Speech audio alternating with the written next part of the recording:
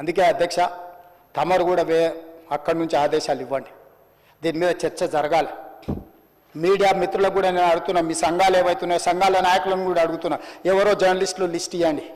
Journalist అనే పదానికి definition ఏందో ఇవ్వండి, ఆ లిస్ట్ ఇవ్వండి. ఆ లిస్టులో ఉన్నోళ్ళు ఇట్లా తప్పు చేస్తే ఏం శిక్షిస్తారో మీరు నిర్ణయించండి. ఆ లిస్టులో లేనోడు జర్నలిస్ట్ కాడు, జర్నలిస్ట్ కానోడిని క్రిమినల్ కిందనే చూస్తాము.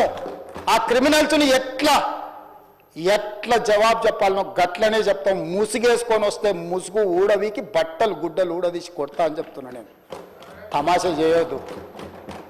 నేను కూడా మనిషిని, నాకు చీమునెత్తురుంది. అన్నిటికీ బరాయించుకుంటే తప్పులని అన్నిటిని మోసుకుంటే ఏదో కుర్చీలు ఉన్నా కాబట్టి ఊరుకుంటా అని ఏమన్నా ఏషాలు ఏదలుచుకోరాం. అన్ని చట్టపరంగానే చేస్తా. చట్టాన్ని పరిధి నేను దాటను. ప్రతిదానికి శిక్ష ఒక విధానం ఉంది. ఏది కూడా పరిధి దాటను, ఎందుకంటే నేను ముఖ్యమంత్రిని. చట్ట పరిధిలోనే అన్ని శిక్షలు ఉంటాయి. జర్నలిస్టులకు కూడా నా సూచన, ఎవరు జర్నలిస్ట్